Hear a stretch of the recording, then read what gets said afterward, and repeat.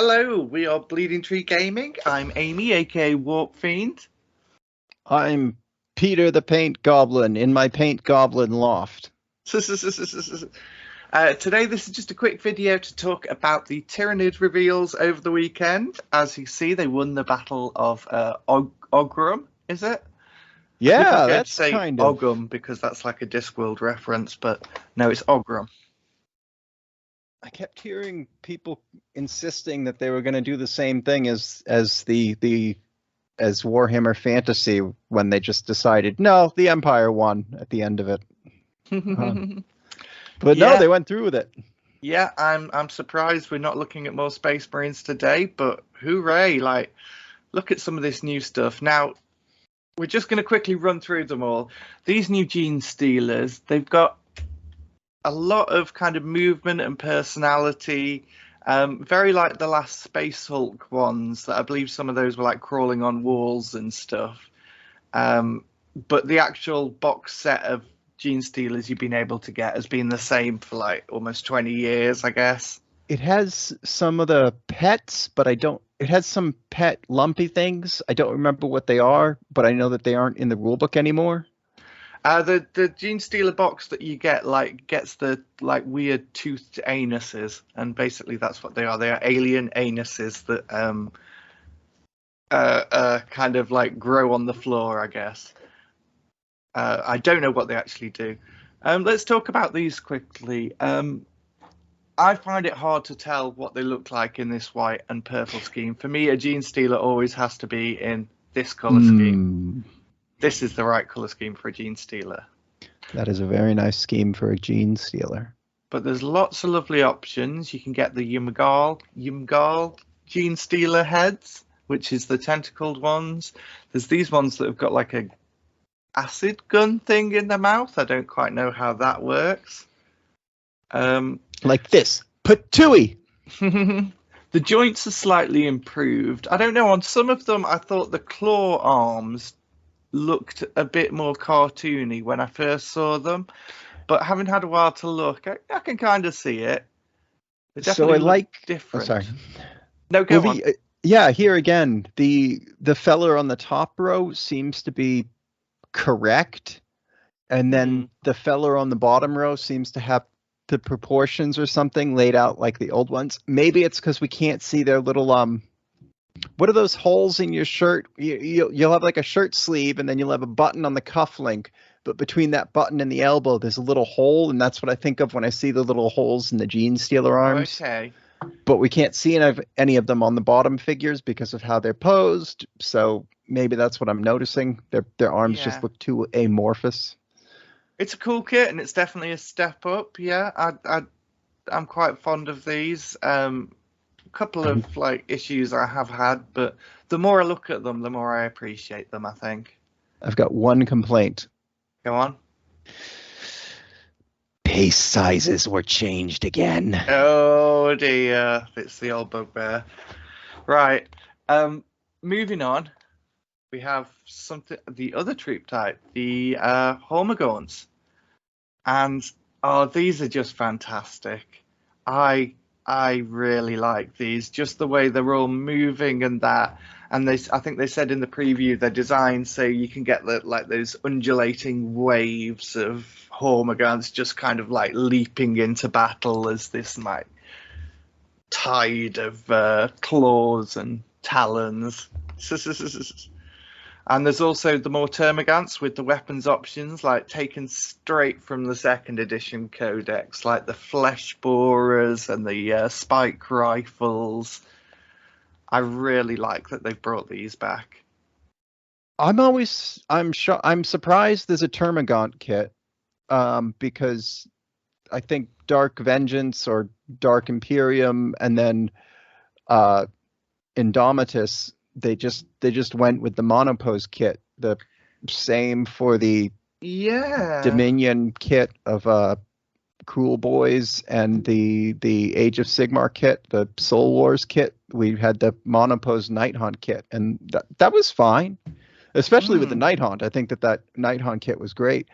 Interesting. If you think if they were going with monopose, they might have gone. you'd think if they were going monopose, they might have gone with the Hormergones, which, like, I'd assume have no options. Maybe they do. Well, we know, I think we know that there is a monopose sprue of Termagants. It's in the starters. Yes, it is very much monopose. So it's like a separate one.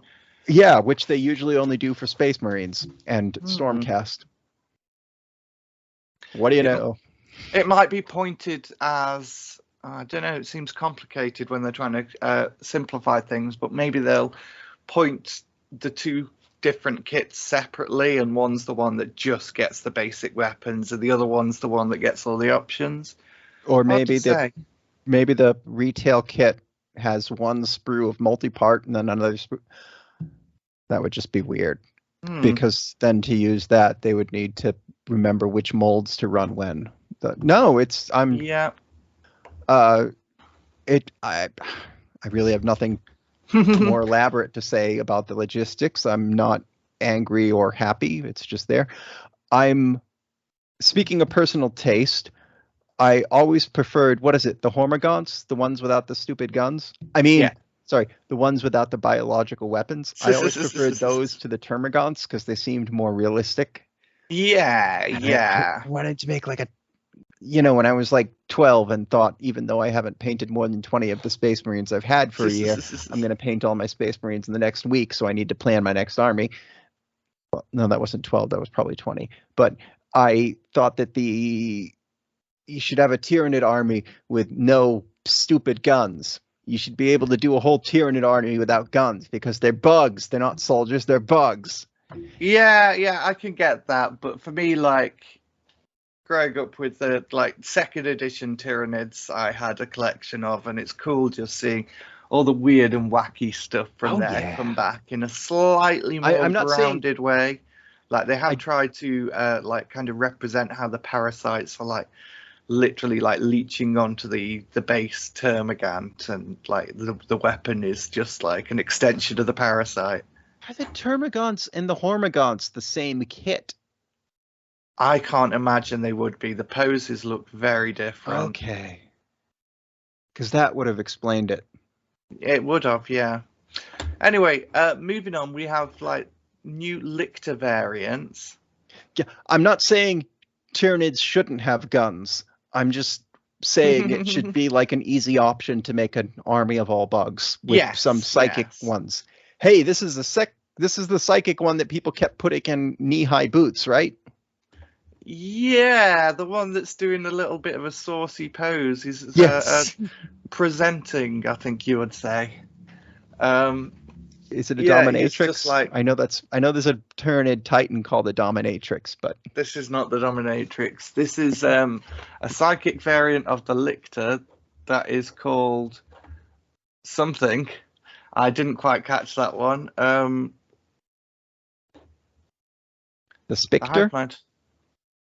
Spectre? No. I can't see. Death Leaper. Wait, what did they call this one? I'm really confused now. This is just a moment Take a deep breath. Take a deep breath. Unprofessionality. Take a deep breath. So we just skim the article. So we have this new strain of Lictor, basically, that's a psychic type, and it's showing off its butt. And looks very cool. I like how the typical Lictor claws here have kind of almost become vestigial. I don't think this one's using them particularly for scything in the same way, but I don't know, just kind of directing psychic power maybe. So I think the big change this edition is the psychic ones with the open skull plate. Yes, yeah. That juicy brain on display, making a nice target. I think Dana Howell pointed out that with the 90s revision of the Tyranids, when they all got pets, when everyone got pets because of Pokemon, she says, but the Tyranids all adopted this form of having 6 limbs and a certain shaped head that was then twisted to one way or another, and a tail. Yes, So yes. this giving some of them open heads is a big deviation from that, and it's fine. It's Fairly just much. it's a deviation. Yep. So we have, as well as that, we've been shown 2 models for the standard like baseline Lictor, which kind of replace the old models. And there's this one, and there's this one, and there's quite a few. Like, I thought they were the same kit. They do seem to be the same kit, but if you look, things like the basing stone is different on both of them. Like, obviously the position of these claws at the top. There's obviously multiple head options. So I can't tell how many kits we're looking at here. I kind of think the Psychic and the Death Leaper are completely just separate kits, and this one makes these 2 Riblies. Wouldn't it be great if it all just came in one frame and you could do a Gribbly one with a tentacle big tail, and you could do the knee-high one but with a tail. So yeah, it's good to see, like, after the amount of time Lictors have been left in the dark with that same. Is it the second Ed model, or did they do one? I think there was one about 2000, or it might have been older than that. It might still be the 90s one. And to just go from that to the Von Ryan's Leapers, 2 types of standard Lictor, the Death Leaper and the Psychic one, if we ever figure out what his name is. Yeah, and they all look pretty damn badass, I have to say. I really like this one with the claws down, actually. It reminds me of some classic artwork, I think. I think I've seen that somewhere before. So yeah, we've got Lictors. It looks a bit like the old Carnifex Red One Eye. Old One Eye, yeah, it does kind of, yeah. Just mostly the coloration. So then we come on to the artillery. Now, the Biovore, they have changed this up some. Yeah, I guess, well, people on the internet didn't like it. Or at least one person on the internet felt that there should be a kit that's just 3 of the bodies with no gun. Yeah, I really like it. I think it's cool. It kind of sells itself as an artillery bug that could dig in. A lot of people have said very Starship Troopers. And the spore mines. I remember painting my old little spore mines, the little metal ones that would snap off the bases really easily.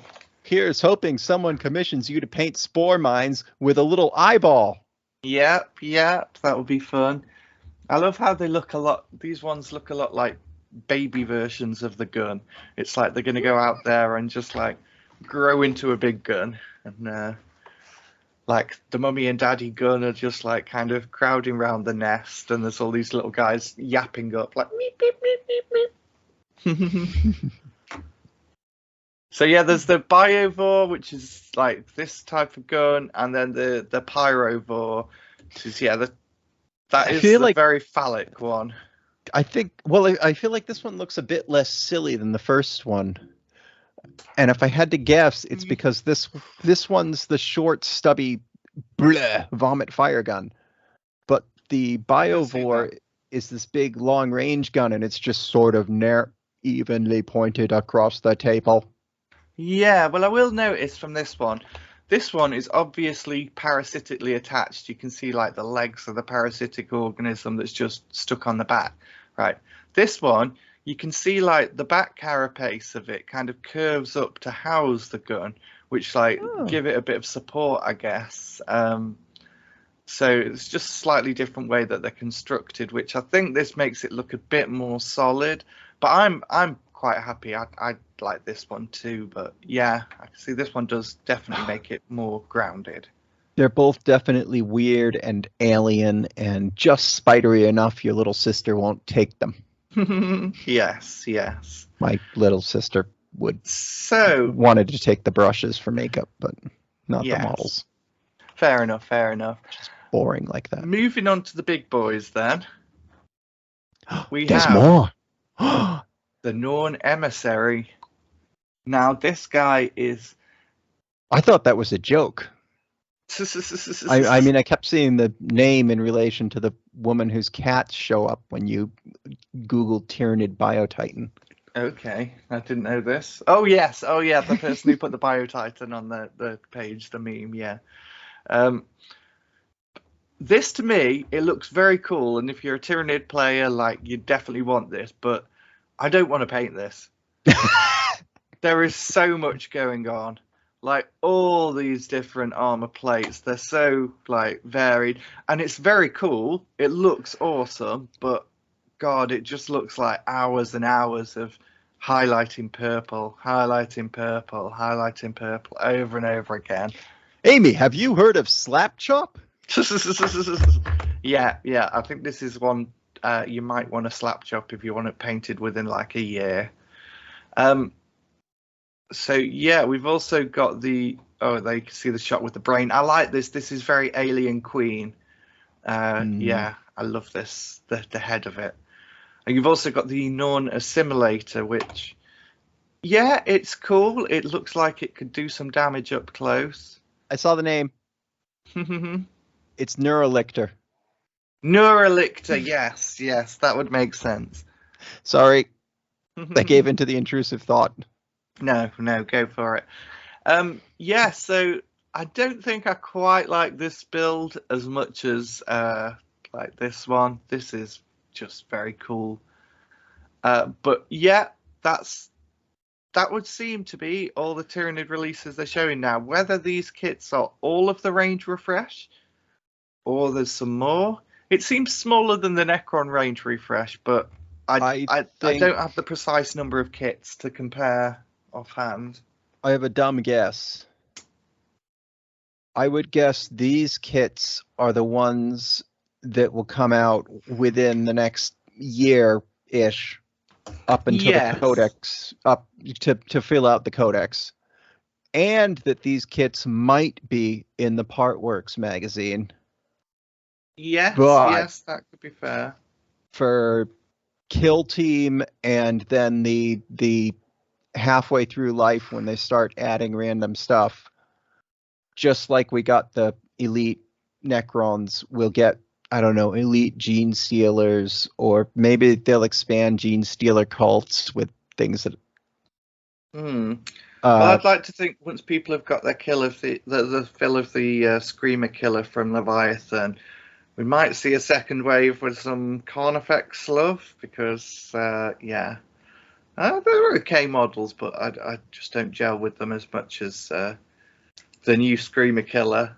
I have not looked as closely at any of the sprue stuff as I should have, but I really think that those models are all going to show up on their own rather than as the one super best friend sprue.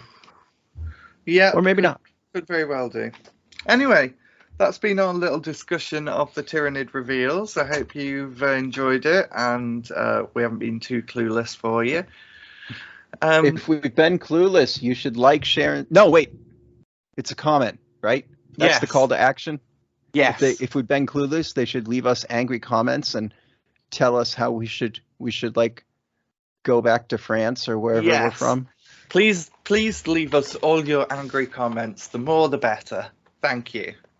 And if you don't have an angry comment, just like make up an angry comment. If you really want to help us out, make up an angry comment that other people will be provoked to make angry comments in response to. Yes, lay the seeds. Right. We've been Bleeding Tree Gaming. Thank you very much for watching.